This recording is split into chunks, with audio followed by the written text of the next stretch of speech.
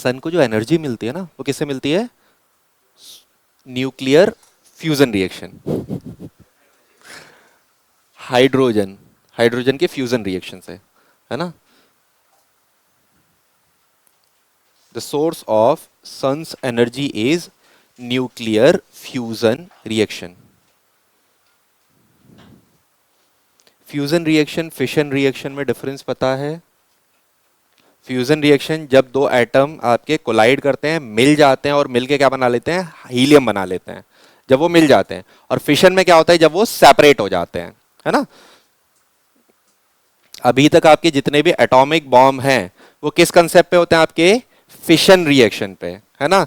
Fusion reaction बहुत high power होते हैं, बहुत ज्यादा एनर्जी रिलीज होती है आपका फ्यूजन रिएक्शन से, है ना? तो इस वजह से फ्यूजन रिएक्शन को अभी हम कंट्रोल भी नहीं कर सकते। फिशन को हम कंट्रोल कर सकते हैं, इस वजह से एटॉमिक बॉम्ब वगैरह या जितना भी कंसेप्ट आपका चल रहा है, न्यूक्लियर पावर प्लांट भी जो होते हैं वो फिशन पे होते हैं।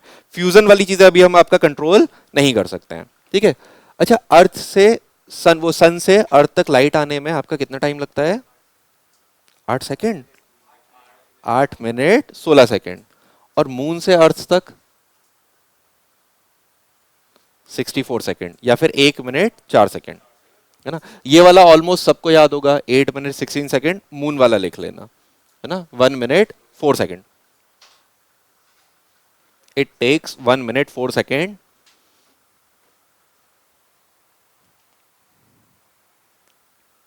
है ना? Moonlight take 1 minute 4 second to reach the surface of earth.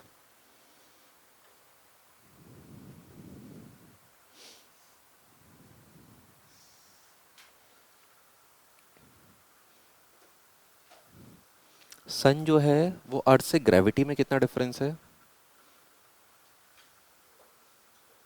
सन और अर्थ की ग्रेविटी में कुछ डिफरेंस है?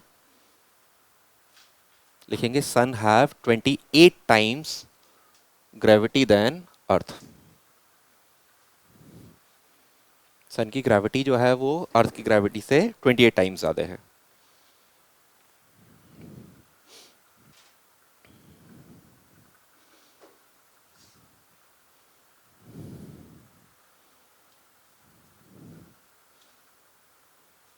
अच्छा, सन का वो साइज कितना बड़ा है अर्थ के कंपैरिजन में? अगर मैं पूछूं सन अर्थ से कितना बड़ा है? ये सारे फैक्चुअल क्वेश्चन हैं, इस टाइप के क्वेश्चंस आते हैं। कितना बड़ा? 10 टाइम्स, 100 टाइम्स, 1000 टाइम, 10,000 टाइम्स, या और ज्यादा? 13 लाख, है ना? Sun is 13 lakh times bigger than earth.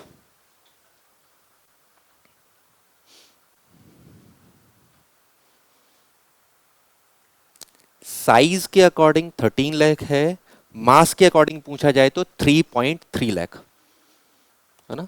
Sun is 3.3 lakh times heavier than अर्थ।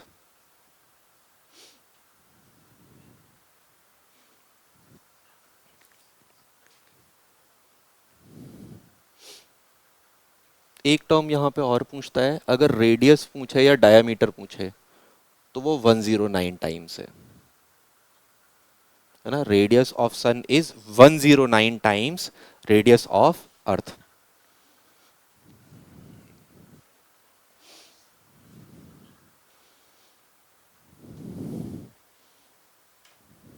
बहुत सारा फैक्ट याद करना पड़ेगा, दिमाग को याद करने में दिक्कत होगी, तो रिवीजन कंटिन्यू करते रहना। रिवीजन नहीं करोगे तो इतना सारा फैक्ट एब्जॉर्ब नहीं कर पाओगे। Radius of sun is 109 times radius of earth.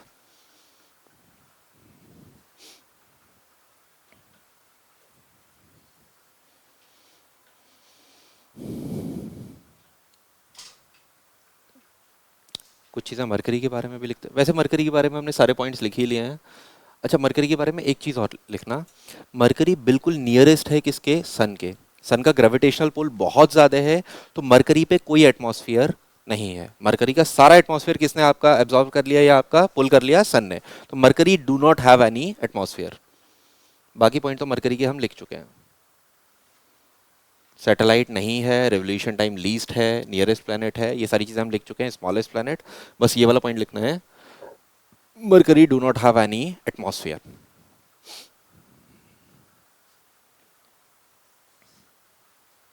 Gravity low होगी तभी एटमॉस्फेयर को वो आपका होल्ड नहीं कर पाएगा, है ना। अगला लिखेंगे वीनस। अच्छा एक चीज बताओ, मॉर्निंग स्टार सुना है किसी ने? मॉर्निंग स्टार, इवनिंग स्टार किसे बोलते हैं? कौन से प्लेनेट को बोलते हैं? वीनस को। क्यों? हॉटेस्ट प्लेनेट है ना, हॉटेस्ट प्लेनेट तो रेडिएशन ज्यादा है। तो मॉर्निंग स्टार या इवनिंग स्टार कौन से प्लेनेट को बोला जाएगा? वीनस। तो वीनस में लिख लेंगे मॉर्निंग स्टार और इवनिंग स्टार।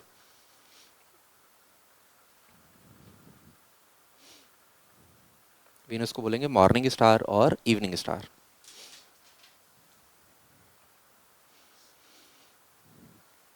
रोटेशन का हम लिख चुके हैं, रोटेशन जो है इसका ईस्ट टू वेस्ट है, हम पहले मेंशन कर चुके हैं, ठीक है। अब वीनस के बारे में एक चीज और याद रखना, वीनस को बोला जाता है सिस्टर ऑफ अर्थ, या तो ट्विन बोला जाए या सिस्टर बोला जाए। अर्थ का जो ट्विन है या सिस्टर है वो क्या है आपका? वीनस। क्यों बोलते हैं अर्थ का ट्विन? ऑलमोस्ट साइज जो है वो सेम है, साइज सेम है। यहां पे दो चीजें याद रखना, वीनस जो है उसका ऑलमोस्ट साइज जो है वो अर्थ के बराबर है, लेकिन रोटेशन टाइम जो है वो आपका अर्थ का और मार्स का ऑलमोस्ट बराबर है। अर्थ का रोटेशन टाइम आपका कितना है? 24 आवर्स। ऑलमोस्ट 24 आवर्स आपका, कुछ थोड़ा सा सेकंड मिनट्स वगैरह ज्यादा है, वो किसका है? आपका मार्स का। साइज के अकॉर्डिंग वीनस बराबर है ना। वीनस का रोटेशन टाइम बहुत ज्यादा है, हम पहले मेंशन कर चुके हैं कि वीनस का रोटेशन टाइम बहुत ज्यादा है, 243 डेज है, ठीक है। सैटेलाइट है वीनस पे? नहीं है ना। एक मिनट, वीनस पे कोई सैटेलाइट नहीं है, हमने पहले मेंशन कर लिया। ग्रीन हाउस इफेक्ट की वजह से ये आपका हॉटेस्ट प्लेनेट है, ये सारी चीजें हम मेंशन आपका कर चुके हैं, है ना। रोटेशन टाइम मैक्सिमम है, ये सारी चीजें हमने मेंशन करी। तो ट्विन और सिस्टर ये भी हमने देख लिया।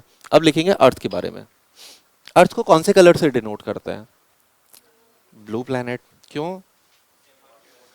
70% जो है वो पानी है ना, पानी का कलर जो है ब्लू है, इस वजह से ब्लू प्लेनेट जो बोला जाता है। तो लिख लेंगे अर्थ को ब्लू प्लेनेट। अच्छा प्लैनेट्स के कलर के हिसाब से बताओ, बोलते हैं ना मेरे लाल मेरे पीले बोलते हैं छोटे बच्चों को, है ना। तो रेड प्लैनेट कौन सा है? मार्स। ब्लू? अर्थ। येलो प्लैनेट सैटर्न को बोलते हैं। अभी सैटर्न जब पढ़ेंगे तब सैटर्न में लिख लेना, सैटर्न को येलो प्लैनेट के नाम से बोलते हैं। एक और चीज बता दो, मेरे हरे मतलब ग्रीन प्लैनेट है। नहीं बेटा, अब हरा पीला दोनों थोड़ी ना हो। हाँ, ग्रीन प्लेनेट होते हैं लास्ट किल प्लेनेट। नेपच्यून और यूरेनस जो है वो मिथेन रिच है, और मिथेन का कलर जो होता है वो ग्रीनिश होता है, ठीक है। तो लास्ट किल प्लेनेट जब हम देखेंगे यूरेनस और नेपच्यून लिखेंगे तो क्या होते हैं? ग्रीन होते हैं। चलो अर्थ के बारे में कुछ चीजें लिखेंगे। अर्थ जो है, अर्थ आपका पूरे सोलर सिस्टम में जो सबसे ज्यादा डेंसिटी किसी प्लेनेट की है तो वो किसकी है? आपकी अर्थ की, है ना। तो हैविंग लिखेंगे having maximum density in solar system.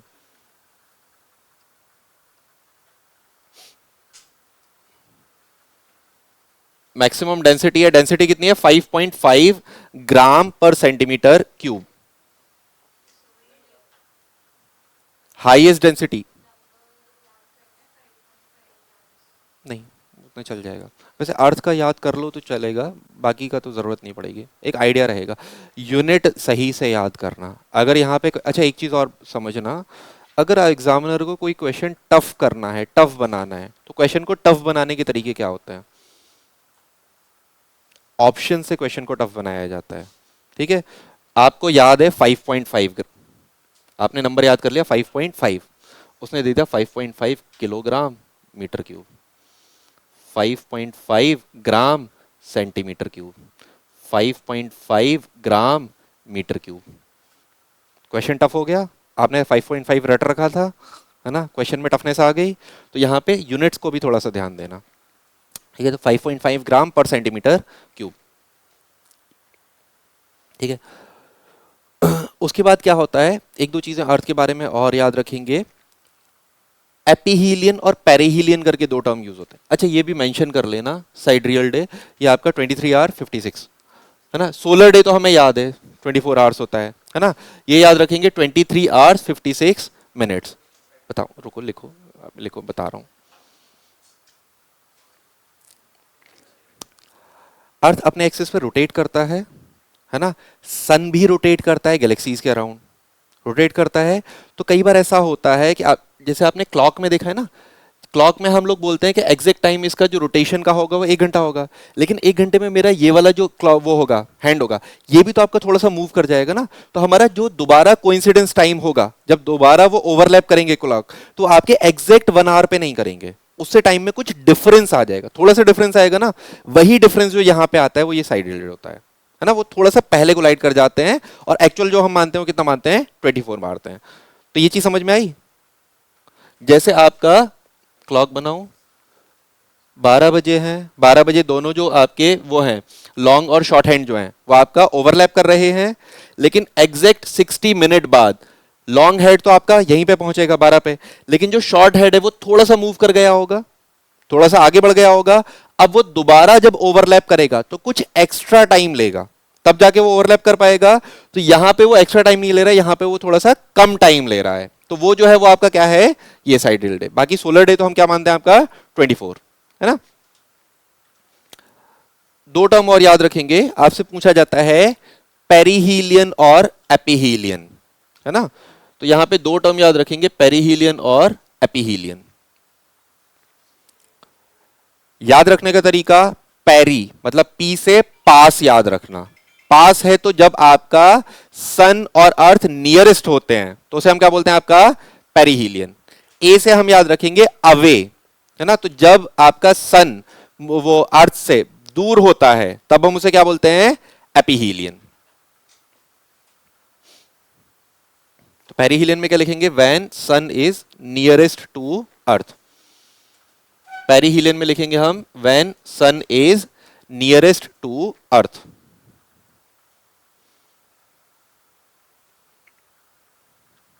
और एपीहीलियन में when sun is farthest to या एट मैक्सिमम डिस्टेंस फ्रॉम अर्थ।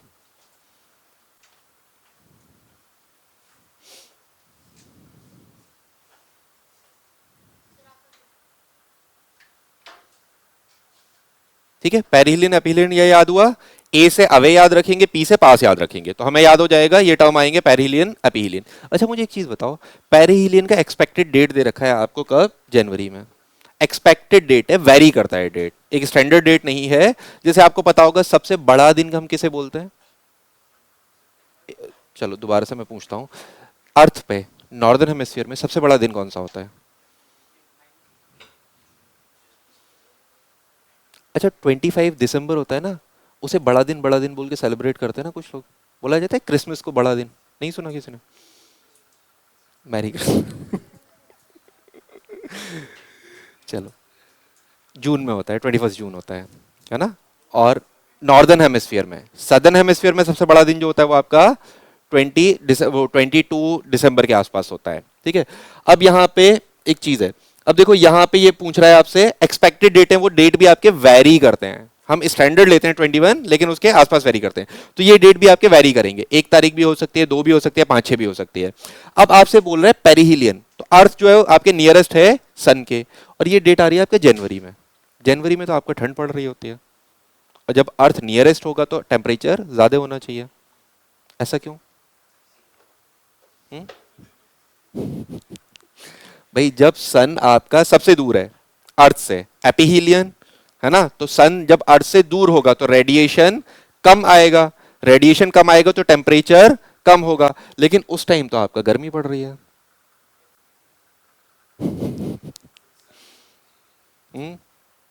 ऐसा क्यों?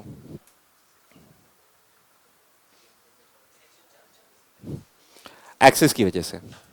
ठीक है, अगर मैं यहां पे सन बना लेता हूं, मान लो अगर ये सन है ना, एक्सिस अर्थ का ये है, तो डायरेक्ट जो सनलाइट पड़ेगी वो कहां पड़ेगी, सदर्न हेमिस्फीयर में, है ना। जब सन आपका क्लोजेस्ट टू अर्थ होगा तब डायरेक्ट सनलाइट जो पड़ती है वो कहां पड़ती है, सदर्न हेमिस्फीयर में। इस वजह से नॉर्दर्न हेमिस्फीयर में आपके क्या चल रहा है, विंटर, और जब सबसे दूर होता है ना, तब डायरेक्ट सनलाइट कहां पड़ती है आपका, नॉर्दर्न हेमिस्फीयर में। अब एक डायग्राम देख लेंगे आगे, उसे क्लियर हो जाएगा। रुक जाओ दिखाई देता हूं।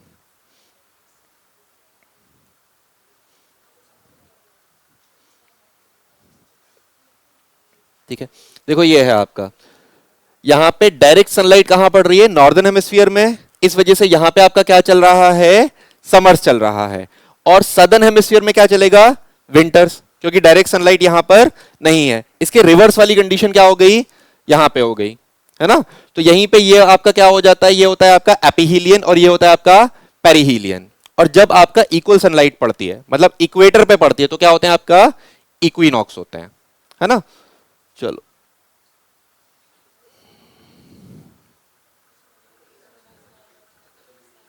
चलो अगला लिखेंगे Mars. Mars red planet.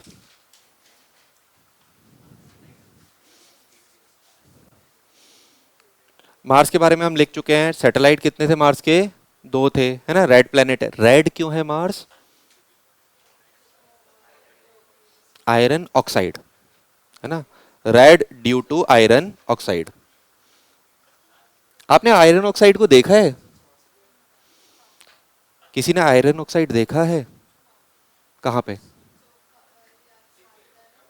Rusting जो होती है, रस्ट जो होता है, रस्ट का कलर क्या होता है आपका, रेडिश से ही होता है, हल्का ब्राउनिश रेड होता है। तो वैसे ही कलर किसका है आपका, मार्स का। ठीक है, मार्स के बारे में हम एक चीज याद रखेंगे, पूरे सोलर सिस्टम का सबसे हाईएस्ट जो आपका वॉल्केनो है या सबसे हाईएस्ट जो माउंटेन है, वो क्या है, ओलंपस। ओलंपस क्या है, highest mountain in solar system. Solar system में जितने भी प्लैनेट हैं उनमें सबसे ऊपर माउंटेन जो है, सबसे हाईएस्ट माउंटेन क्या है आपका, ओलंपस। कितनी हाइट है, 21 किलोमीटर। हाइट कितनी है, 21 किलोमीटर। वैसे हमारे अर्थ पे सबसे ऊंचा प्लेन वो कौन सा है आपका, माउंटेन एवरेस्ट। कितनी हाइट है किलोमीटर्स में, अगर मैं पूछूं तो 9 किलोमीटर, 88। बेटा राउंड ऑफ करोगे तो वो 8.8 है ना। तो यहां पे ओलंपस को लिख लेंगे highest volcano in solar system,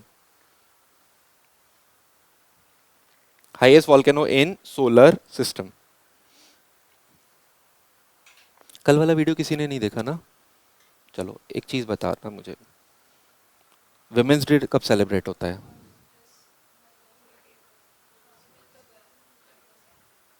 women's day कब सेलिब्रेट होता है, कल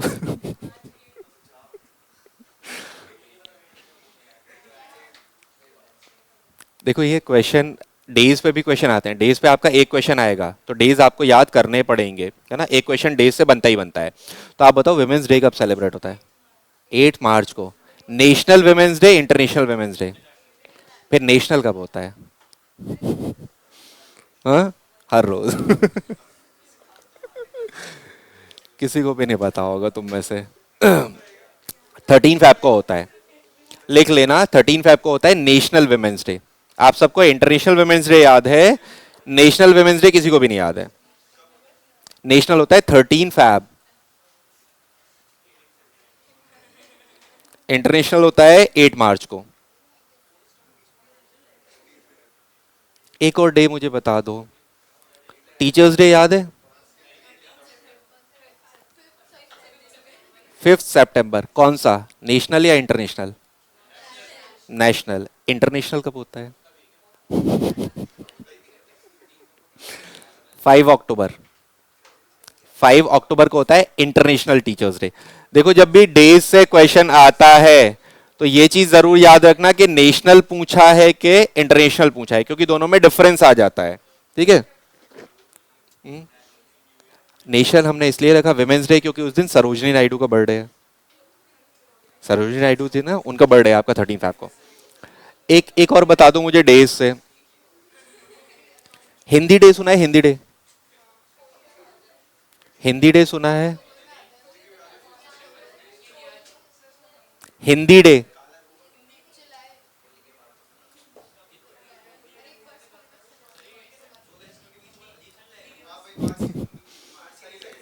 ये साइड में नोट्स करके लिखते जाओ, ये कुछ चीजें मैं बता रहा हूं ये भी लिख लो, हिंदी डे भी लिख लो। हिंदी 14 सितंबर नेशनल, इंटरनेशनल 10 जनवरी।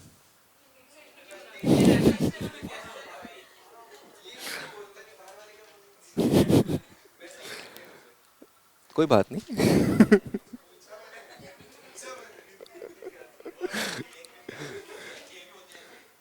तो डेज जब भी याद रखो तो जरूर याद रख के ये देखना कि नेशनल है या इंटरनेशनल है, क्योंकि अगर वो आ जाएगा क्वेश्चन खत्म हो जाएगा, कंफ्यूज हो जाओगे। हाँ बेटा, और अब मैं तुम्हें नंबर बताऊंगा तो ऑलमोस्ट 50 to 80 डेज पड़ेंगे।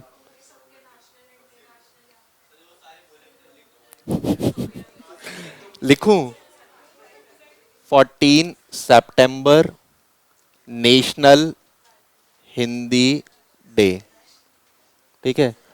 10 जनवरी international Hindi day.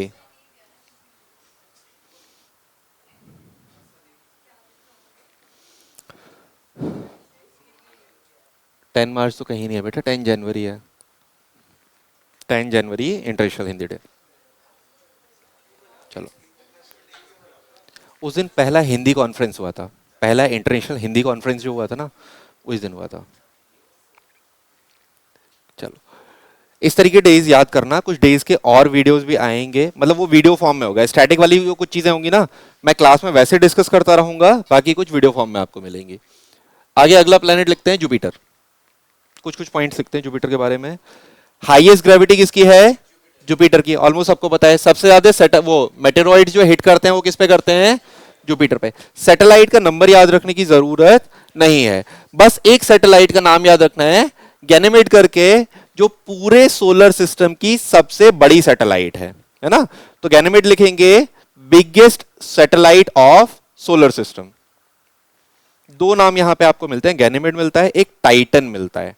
Titan Saturn की सैटेलाइट है, जो सेकंड आपका बिगेस्ट है ना। और बिगेस्ट क्या है आपका? गैनेमेड।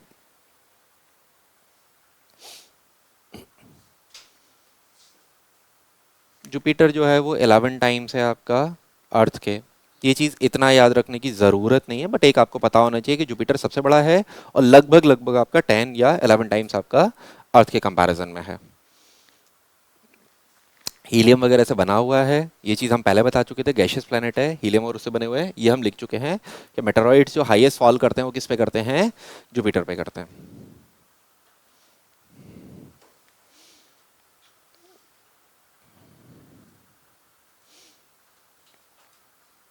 क्लास का रिवीजन ज़रूर करना, कल 5 मिनट में सारे क्वेश्चंस पूछूंगा, है ना, आज वाली क्लास से।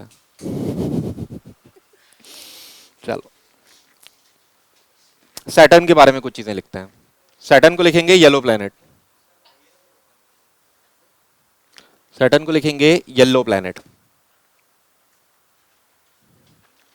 अच्छा, सबसे ज्यादा डेंसिटी जो थी वो किसकी थी?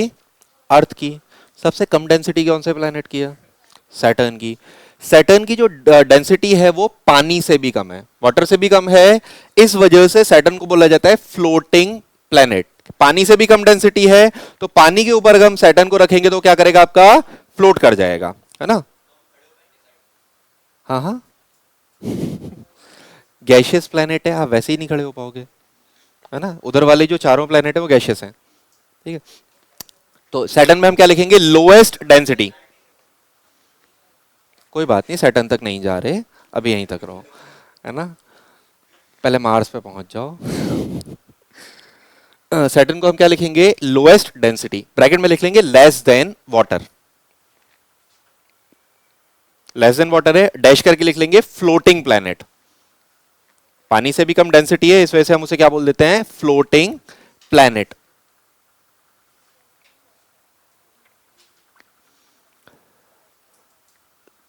कुछ जगह कंफ्यूजन रहते हैं आपके नेट पे कि हाईएस्ट नंबर ऑफ सैटेलाइट्स किसके हैं, है ना। कई बार वो जुपिटर के ज्यादा दिखा देता है, बट आपसे कभी भी क्वेश्चन पूछा जाए कि हाईएस्ट नंबर ऑफ सैटेलाइट किसके हैं, तो आंसर क्या होगा? सैटर्न, है ना। तो लिख लेंगे हाईएस्ट नंबर ऑफ सैटेलाइट्स।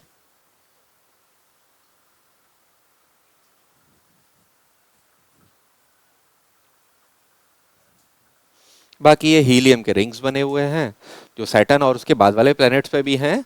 तो सैटर्न हैव हीलियम रिंग्स।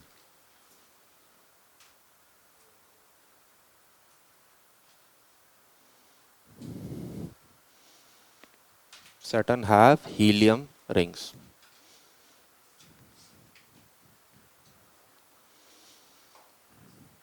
ठीक है, हीलियम की रिंग है, सबसे ज्यादा हीलियम कहाँ मिलेगी? सैटर्न पे मिलेगी। ठीक है, अगला प्लेनेट लिखेंगे हम आपका यूरेनस। अगला प्लेनेट लिखेंगे यूरेनस। अच्छा, यूरेनस को है ना, हम्म, इसे हम बोलते हैं जैसे आपके बाकी सारे प्लेनेट हैं आपके, वो उनका जो एक्सिस था वो 23 डिग्री या समथिंग ऐसा था। इसका जो आपका एक्सिस है वो बिल्कुल आपका 98 डिग्री पर टिल्ट है। तो जब 98 डिग्री पर टिल्ट है तो इसे हम क्या बोल देंगे? Rolling planet. हमें ऐसा लगता है कि जैसे अपने एक्सिस पे ये रोल करता हुआ जा रहा है ना? तो लिख लेंगे यूरेनस को रोलिंग प्लेनेट। जैसे हम किसी बॉल को रोल कर देते हैं, इस तरीके से अपने एक्सिस पे जो रोल हो रहा है वो कौन सा है? आपका यूरेनस। डैश करके रोलिंग प्लेनेट के आगे डैश करके लिख लेंगे axis tilted at 98 degree. Axis tilted at 98 degree. तो 98 डिग्री पे इसका एक्सिस टिल्ट है, इस वजह से ये कैसा लगता है हमें? Rolling planet. ग्रीन प्लेनेट है ये, इसमें ब्लू दिख रहा है बट वो ग्रीन प्लेनेट है। Green planet due to methane.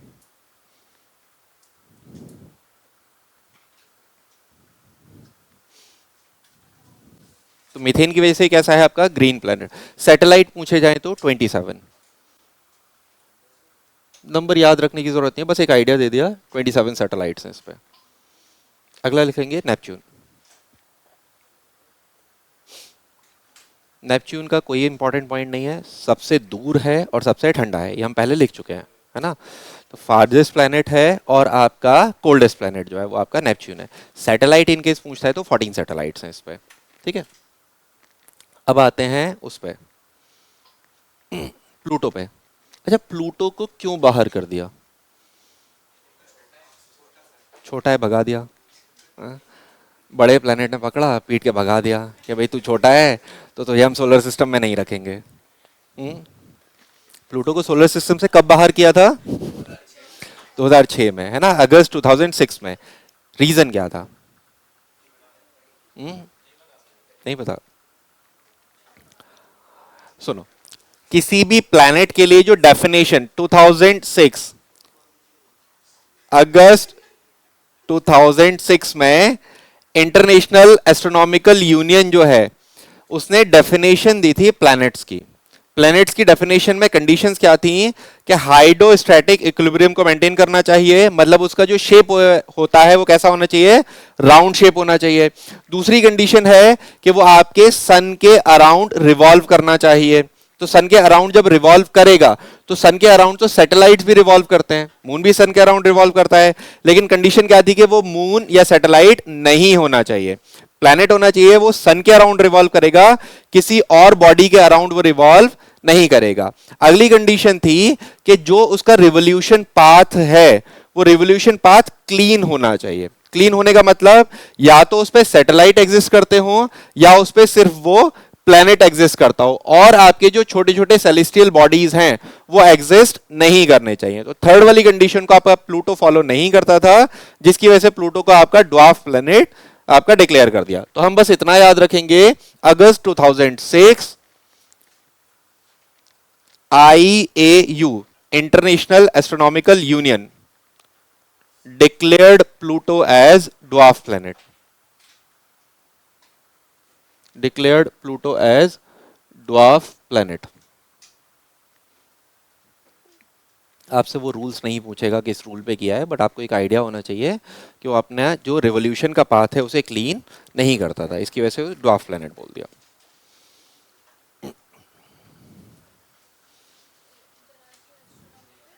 International astronomical union. Solar system की यहां तक चीजें समझ में आई। एक चीज और रह गई है, वो और करते हैं।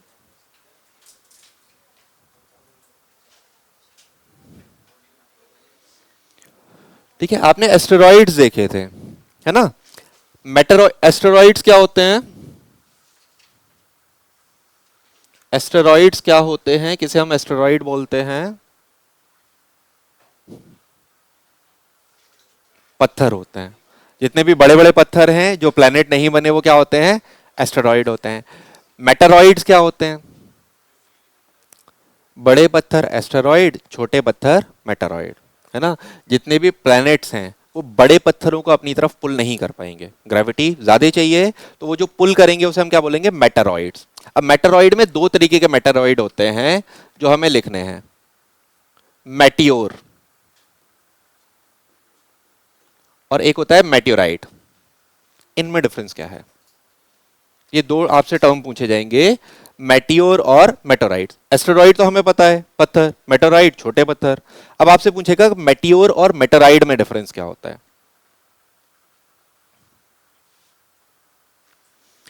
अच्छा, कोई भी शूटिंग स्टार सुना है? क्यों बनता है शूटिंग स्टार? कहाँ गिरता है? तुमने देखा कभी कहीं पे गिरते हुए?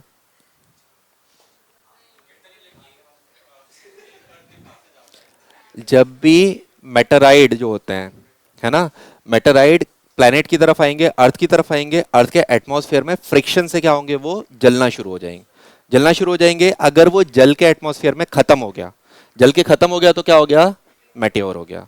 अगर वो अर्थ के सरफेस पे हिट कर गया तो क्या हो गया? मेटियोराइट हो गया। तो meteorite reach the surface of earth और meteor destroyed in the atmosphere of earth.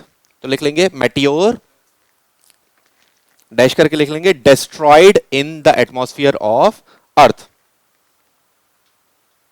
Meteor को लिख लेंगे destroyed in the atmosphere of earth. जो एटमॉस्फेयर में खत्म हो जाएं जल के वो क्या होंगे? आपके मेटियोर हो जाएंगे। और जो अर्थ की सरफेस पे रीच करेंगे वो क्या होंगे? मेटियोराइट। तो मेटियोराइट को लिखेंगे hit the surface of earth, hit the surface of अर्थ।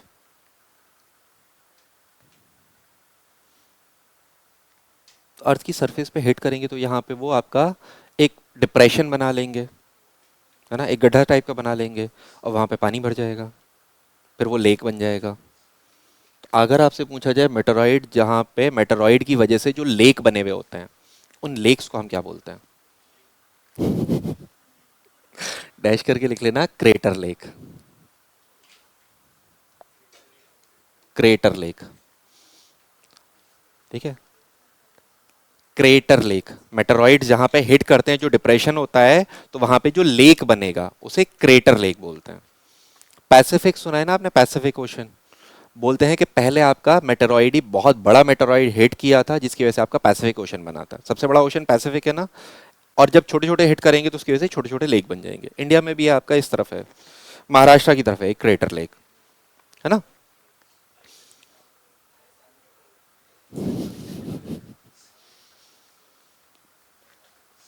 ये समझ में आया? एस्टेरॉइड, मेटेरॉइड, मेटियोर और मेटियोराइड्स, ठीक है। एक लास्ट चीज और बताओ, कॉमेट। कॉमेट सुने? हैली कॉमेट, है ना। वो कॉमेट क्या होते हैं? कॉमेट कहां से आते हैं? किसी और प्लेनेट से आते हैं। अच्छा, मतलब हमारी तरफ आ रहे हैं तो एस्टेरॉइड मेटेरॉइड, किसी दूसरी तरफ जा रहे हैं तो कॉमेट हो गए। नहीं, ऐसा नहीं होता।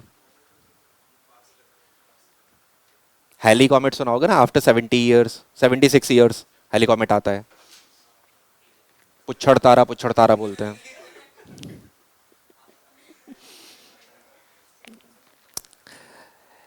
कॉमेट्स जो होते हैं, देखो यहाँ पे जितने भी आपके टेरेस्ट्रियल थे, रॉकी थे, वो आपके एस्टेरॉइड मेटेरॉइड्स वगैरह थे। और आपके कॉमेट्स जो होते हैं वो आपके गैशियस, वो कॉमेट्स जो होते हैं वो आपके आइस के होते हैं, आइस और डस्ट से बने हुए होते हैं। तो कॉमेट्स आपके नेपच्यून के बाद में होंगे। नेपच्यून के बाद में जब डस्ट पार्टिकल्स होते हैं वो आइस फॉर्म में कन्वर्ट होते जाते हैं, उसकी वजह से जो एक बड़ा वो बनता है उसे हम क्या बोलते हैं? कॉमेट। तो कॉमेट आपका made up of dust and ice. Comets are made up of dust and ice. नहीं, कहीं पे भी कर सकते हैं, जरूरी थोड़ी ना हिट ही करें। कॉमेट्स हिट करेंगे ऐसा जरूरी नहीं है, हमारे एटमॉस्फेयर से पास होते हुए जाते हैं। और जब हमारे एटमॉस्फेयर से पास होते हैं तो जो आपका वाटर, जो आपका आइस कन्वर्ट होती जाती है वाटर में, वो एवोपरेट होती जाती है, उसकी वजह से हमें वो एक पूंछ बनी हुई दिखती है जिसे हम बोलते हैं पुच्छड़ तारा। जब वो हिट करते हुए जाएंगे तो जैसे आपका प्लेन जाता है तो पीछे एक वो टेल छोड़ता हुआ जाता है ना, तो उस तरीके की टेल दिखती है। तो कॉमेट किससे बने हुए होंगे आपका? आइस और डस्ट से। कहां मिलेंगे? आफ्टर नेपच्यून, है ना? Exist after Neptune. तो ट्रांस नेपच्यूनियन ऑब्जेक्ट बोलते हैं जो नेपच्यून के बाद एग्जिस्ट करते हैं, कभी कभी आपका अर्थ की तरफ रोटेट होके आते हैं। जिसमें हैली कॉमेट आपका सबसे फेमस है, जो आपका ऑलमोस्ट 76 ईयर्स के बाद आपका अर्थ की तरफ आता है। ठीक है, तो हैली कॉमेट का नाम याद रखना, हैली कॉमेट।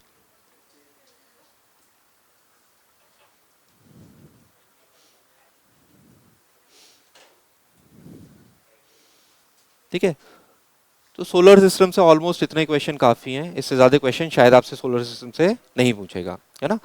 चलो कुछ क्वेश्चन हम और देखते हैं, अर्थ पे आते हैं। ये सारे प्लेनेट के एक्सिस हैं रोटेशन के, याद रखने की जरूरत नहीं है, बस एक आइडिया याद रखना कि आपका ये आपको वो दिख रहा है, रोलिंग दिख रहा है। बाकी इनका 23, इसका भी 25 के अराउंड है। बाकी कुछ का इसका ऑलमोस्ट 4 डिग्री है ना? हाँ हो सकता है, सीधा कर देंगे वो। अब लिखेंगे अर्थ। अच्छा, अर्थ का शेप क्या है? अगली हेडिंग डालेंगे अर्थ, जियोइड। जियोइड शेप का मतलब क्या है?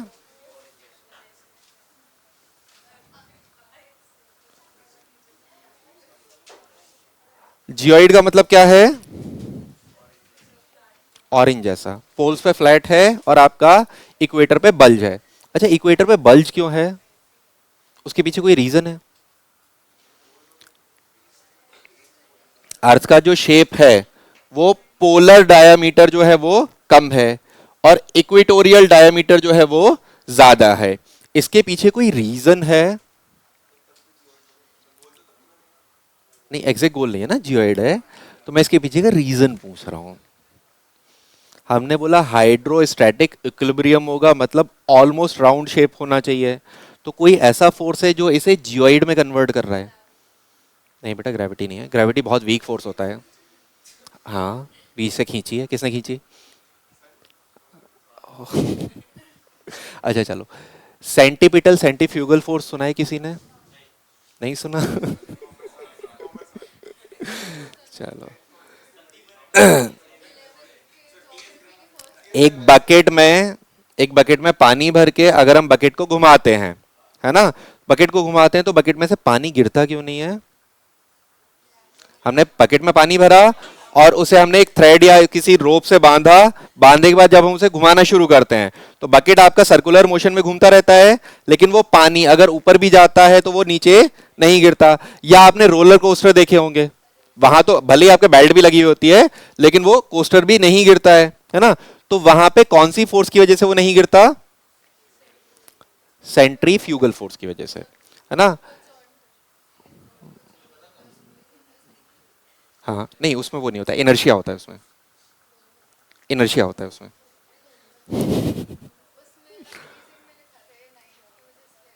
चलो, उसमें जो मेन वो होता है ना, जो आपका ये होता है स्पिनिंग वाला, जो आपका क्लोथ को ड्राई करते हैं, इन सब में इनर्शिया होता है। इनर्शिया ऑफ रेस्ट है, इनर्शिया ऑफ मोशन।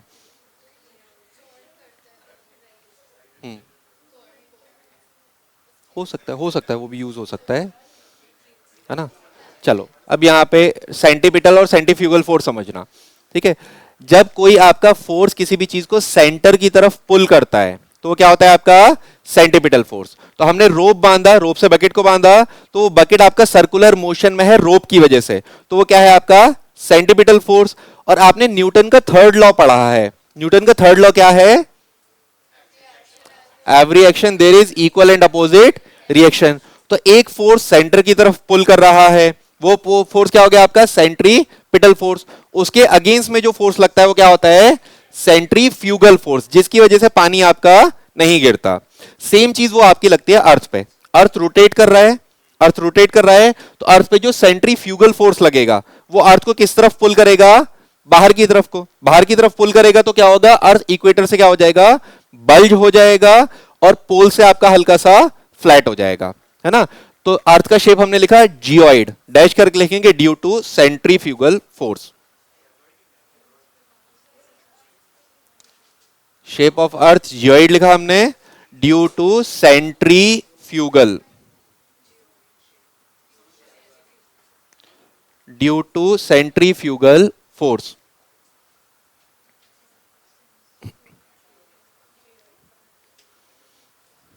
नहीं आया समझ?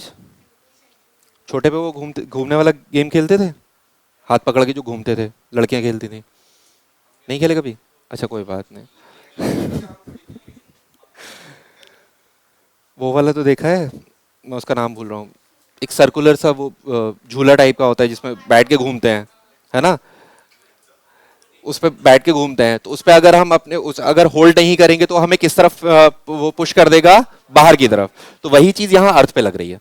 अर्थ रोटेट हो रहा है तो अर्थ की वो फोर्स, साइंटिफिकल फोर्स जो है उसे किस तरफ पुश कर रही है? आपका बाहर की तरफ। इस वजह से ये यहाँ पे बल्ज हो जा रहा है ना? यहाँ पे ज्यादा हो जा रहा है और यहाँ से ये फ्लैट होता जा रहा है ना? ये डायामीटर्स जो हैं याद रखने की जरूरत नहीं है। अर्थ का polar diameter, pole to pole flat है तो पोलर डायमीटर कम होगा, और इक्वेटोरियल डायमीटर जो होगा वो ज्यादा होगा, क्योंकि इक्वेटर पे जो है वो आपका बल्ज है ना? शेप आपका जियोइड होगा। अगर हम अर्थ को वर्टिकली कट करते हैं तो कौन सा आएगा? Polar diameter. हॉरिजॉन्टली कट करेंगे तो क्या आएगा आपका? Equatorial diameter. ठीक है, एक दो चीज ये और लिख लेना, रोटेशन टाइम लिख लो अर्थ का और रिवोल्यूशन टाइम लिख लो। अर्थ का रोटेशन टाइम और रिवोल्यूशन टाइम।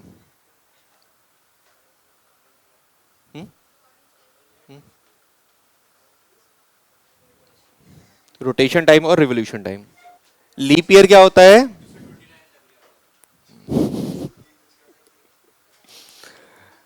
जो 4 से डिवाइड होता है वो लीप ईयर होता है ना? लीप ईयर, अगर सेंचुरी ईयर जो होता है, ये चीज भी यहां याद रखना, ये सेंचुरी ईयर होते हैं। एक सेंचुरी कंप्लीट हुआ है ना? जहां पे 400 से डिवाइड होता है वो सेंचुरी ईयर क्या होते हैं? आपके लीप ईयर होते हैं। तो ये आपका लीप ईयर होगा, ये बाकी आपके लीप ईयर नहीं होंगे। ठीक है, चलो अब एक कंडीशन। अच्छा अब यहाँ अर्थ, अब ये बताओ अर्थ पे अगर मुझे किसी भी उसका लोकेशन बताना है तो मैं कैसे बताऊंगा? लैटिट्यूड और लॉन्गिट्यूड। लैटिट्यूड क्या होते हैं?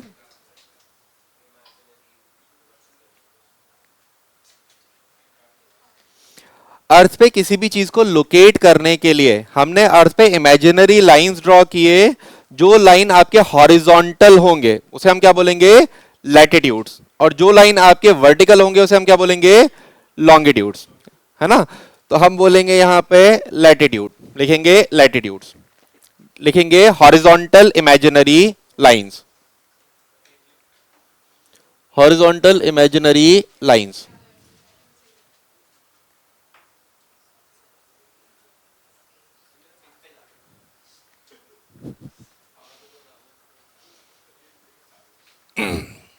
हॉरिजॉन्टल इमेजिनरी लाइंस क्या होते हैं? आपके लैटिट्यूड्स होते हैं।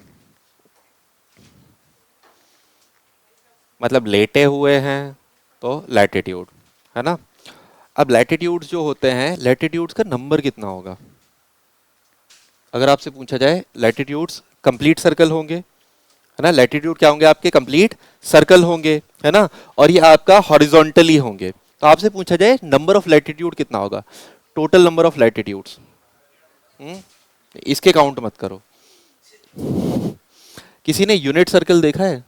मतलब जब ट्रिग्नो पढ़ी होगी, 10th क्लास में पढ़ी थी ट्रिग्नो? नहीं पढ़ी थी? 10th क्लास ही नहीं पढ़ी?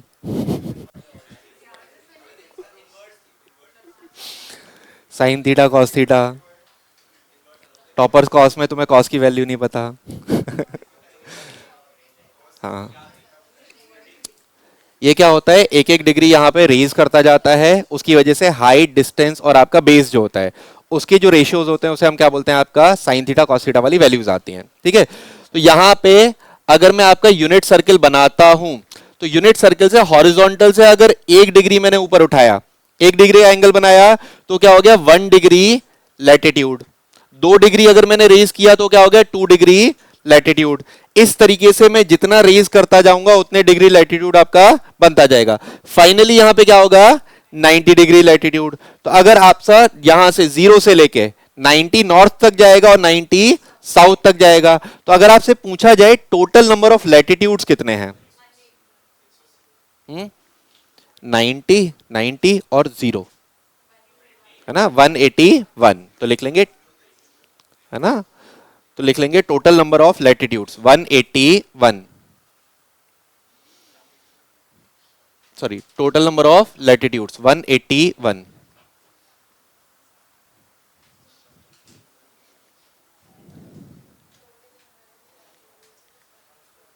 ठीक है, 181 होंगे। अब अगर आपसे पूछा जाए सबसे बड़ा लैटिट्यूड, ये सारे ये लिख लेंगे latitudes are complete circle, sorry लिखेंगे latitudes are parallel circles, latitudes are parallel circles. Circle बन रहे हैं ये एक एक डिग्री पे बन रहे हैं, तो सारे क्या होंगे, पैरेलल होंगे। पैरेलल मतलब जो कभी भी इंटरसेक्ट नहीं करेंगे, है ना, तो लैटिट्यूड्स आपके पैरेलल सर्कल्स होते हैं। ठीक है, अच्छा लैटिट्यूड्स पैरेलल सर्कल होते हैं। आपसे पूछा जाए लैटिट्यूड में सबसे बड़ा लैटिट्यूड कौन सा होता है, इक्वेटर, तो लिख लेंगे इक्वेटर इज बिगेस्ट लैटिट्यूड। और सबसे छोटा लैटिट्यूड पोल, है ना, पोल पे ऑलमोस्ट वो आपका पॉइंट फॉर्म में आ जाएगा 90 डिग्री, तो बिगेस्ट लिख लेंगे इक्वेटर। इक्वेटर अर्थ को दो पार्ट में डिवाइड करेगा, है ना, इक्वेटर के ऊपर नॉर्थ और इक्वेटर के नीचे साउथ, तो नॉर्दर्न हेमिस्फीयर और सदर्न हेमिस्फीयर। तो किसी भी चीज को हम लोकेट करते हैं तो हमने देखा है उसके कोऑर्डिनेट्स में क्या होता है, जैसे अर्थ के कोऑर्डिनेट की, वो सॉरी इंडिया के कोऑर्डिनेट की बात करूं तो इंडिया के कोऑर्डिनेट क्या होते हैं आपका 8.4 डिग्री नॉर्थ से लेके आपका 36-37 डिग्री नॉर्थ तक होता है ना। तो जो नॉर्दर्न हेमिस्फीयर में वो आपके नॉर्दर्न कोऑर्डिनेट में, साउथ में जो आएंगे वो आपके साउथ कोऑर्डिनेट में होंगे। तो दो हेमिस्फीयर में आपका इक्वेटर डिवाइड करेगा। ठीक है, चलो अब ये लैटिट्यूड्स जो होते हैं ना पैरेलल सर्कल्स हैं, सारे ये पैरेलल हैं, तो पैरेलल में 1 degree latitude, 2 degree latitude, 3 degree latitude, है ना, इस तरीके से होंगे। तो इनके बीच का डिस्टेंस कितना होता है, पूछा जाए डिस्टेंस बिटवीन एडजेसेंट लैटिट्यूड, दो एडजेसेंट लैटिट्यूड के बीच में डिस्टेंस जो होता है किलोमीटर्स में वो कितना होता है, डिग्रीज में नहीं।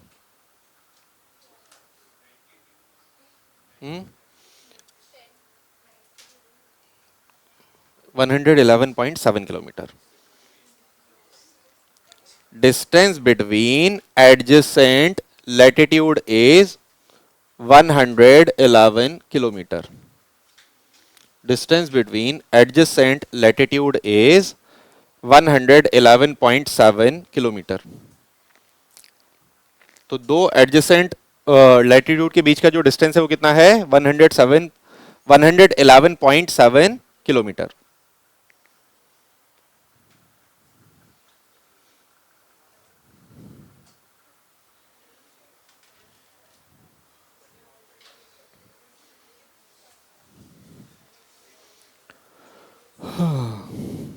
यहां तक लैटिट्यूड समझ में आया।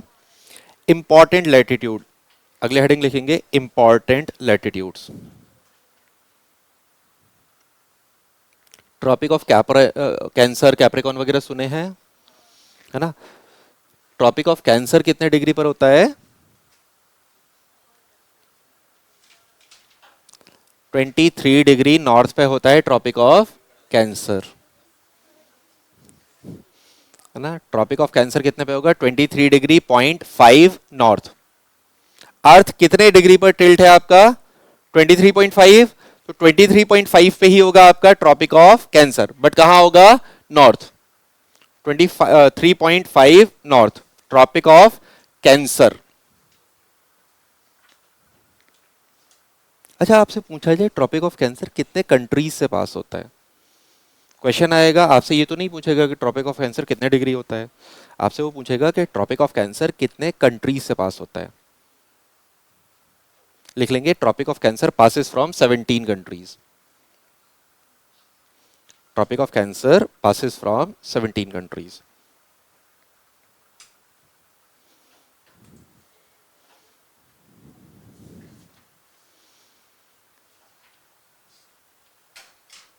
ठीक है, 23.5 नॉर्थ में ट्रॉपिक ऑफ कैंसर, बीच में 0 डिग्री इक्वेटर, और आपका 23.5 साउथ में जो होगा वो होगा आपका ट्रॉपिक ऑफ कैप्रिकॉर्न। तो तीनों के आपसे कंट्रीज पूछेगा, इसमें कंट्रीज हैं आपका 17, इसमें है 13 और इसमें है 10।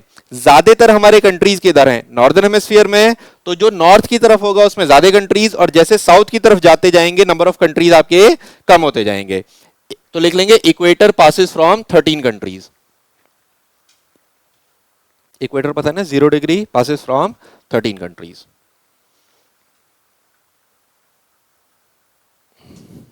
अरे यार ये मैंने ऑन भी किया था,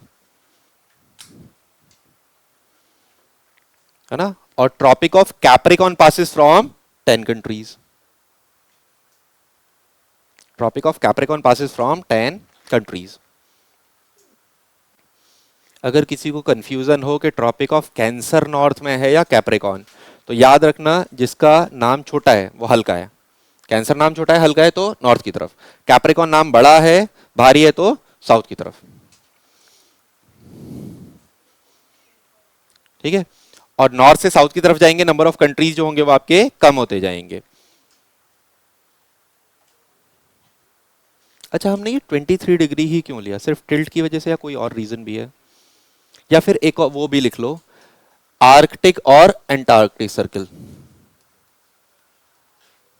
आर्कटिक होता है 66 1/2 नॉर्थ, और एंटार्कटिक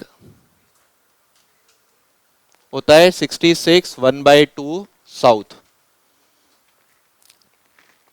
आर्कटिक सर्किल नॉर्थ की तरफ, आपका नाम से ही रिप्रेजेंट हो रहा है, छोटा है तो नॉर्थ की तरफ। एंटार्कटिक जो है वो आपका साउथ की तरफ। ज्यादातर कंट्रीज आपके नॉर्थ में हैं, तो हमने पहले नॉर्थ पोल डिस्कवर किया था। नॉर्थ पोल का हमने नाम क्या दिया, आर्कटिक, है ना।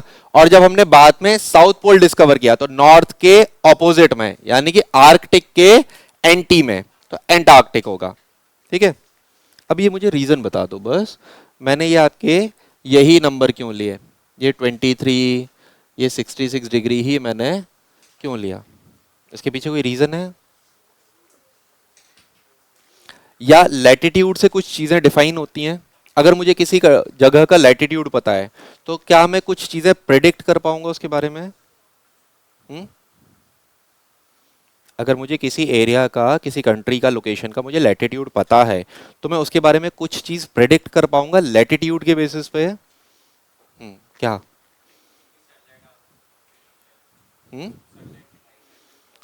हाँ, टेम्परेचर बता पाएंगे। जैसे जैसे लैटिट्यूड का नंबर बढ़ता जाता है आपका जो टेम्परेचर होता है वो कम होता जाता है, क्योंकि पोल्स की तरफ डायरेक्ट सनलाइट नहीं पड़ती है, तो वहां पे सनलाइट आपकी स्लैंट पड़ेगी या आपका एक एंगुलर पे पड़ेगी, तो सनलाइट कम, रेडिएशन कम, टेम्परेचर कम। इसी वजह से आप देखो यूरोपियन कंट्रीज आपका ज्यादा ठंड पड़ती है, हायर लैटिट्यूड। अमेरिका आपका हायर लैटिट्यूड पे है।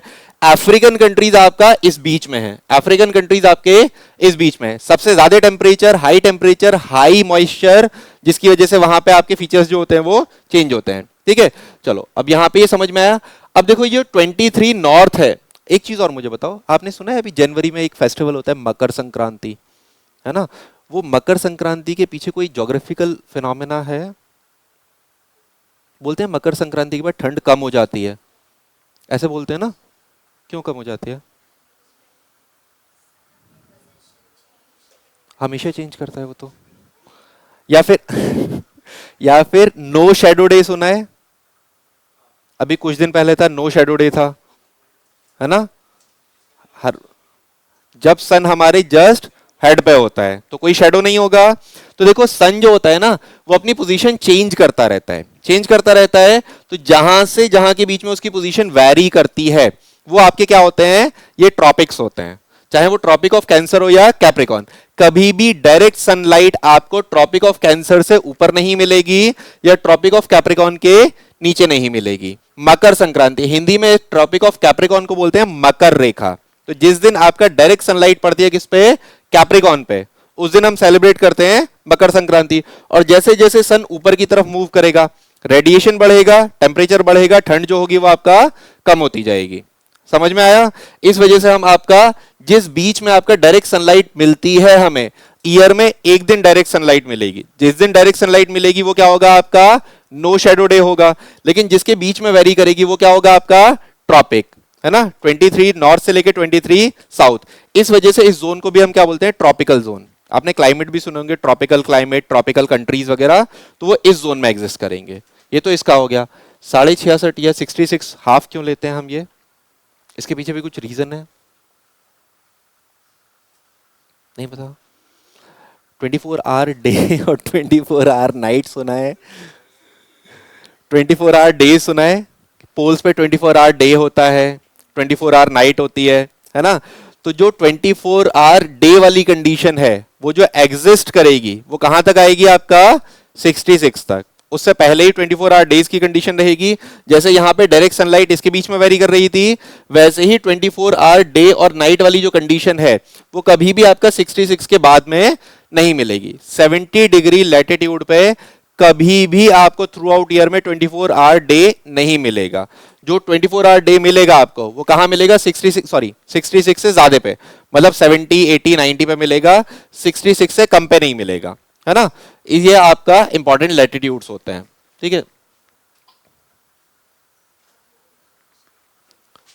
24 आवर डे कंडीशन दिख रही है, देखो चेंज होता जा रहा है। अब नॉर्थ पोल पे 24 आवर नाइट हो रही है, तो ये जहां तक एग्जिस्ट कर रहा है वो सर्कल जो है वो आपका क्या है 66 वाला, ठीक है। एक चीज मुझे और बताना, अगर आपसे पूछा जाए कि अगर अर्थ का एक्सिस टिल्ट नहीं होता, अर्थ का एक्सिस अभी 23 डिग्री पर टिल्ट है, अगर ये टिल्ट नहीं होता तो कुछ फर्क पड़ता? हमेशा जो आपका डे और नाइट का टाइम होता है अभी वो वैरी करता है, सर्दियों में कम होता है, गर्मियों में ज्यादा होता है। तो वो हमेशा, अभी देखो अगर आपका ऐसा होता तो डायरेक्ट सनलाइट इक्वेटर पे सब जगह आपको सनलाइट बराबर मिलती, तो डे और नाइट आपके क्या होते हैं हमेशा इक्वल होते, और डे और नाइट हमेशा इक्वल होते तो क्या आपके सीजन एग्जिस्ट करते? नहीं करते, सीजन हमेशा जो है वो एक जैसा रहता। तो ये इक्विनॉक्स वाली कंडीशन है कि सारे पोल्स पे सारे उन पे सेम लाइट है ना? ये समर सॉलिस्टिस आएगा तो नॉर्थ पोल पे लाइट ज्यादा होगी, विंटर सॉलिस्टिस आएगा तो साउथ पोल पे लाइट ज्यादा होगी, है ना? ये इसने इक्विनॉक्स वाली कंडीशन दिखाई है। लेंथ ऑफ डे और नाइट सब तरफ कितना है आपका 12 आवर्स है ना? ये समर सॉलिस्टिस है। समर सॉलिस्टिस में डायरेक्ट सनलाइट कहां आपका नॉर्दर्न पोल पे, नॉर्दर्न पोल पे लाइट ज्यादा, तो नॉर्दर्न पोल पे क्या आपका समर्स, समर्स मतलब डे कंडीशन जो होगी वो आपका ज्यादा होगी। डायरेक्ट सनलाइट आपका tropic of Cancer, tropic of Cancer यानी कि आपका डे का जो नंबर है, वो डे का जो टाइम ड्यूरेशन है वो आपका कहां ज्यादा होगा नॉर्थ की तरफ, ठीक है। थक गए? कल रिवाइज करके आओगे?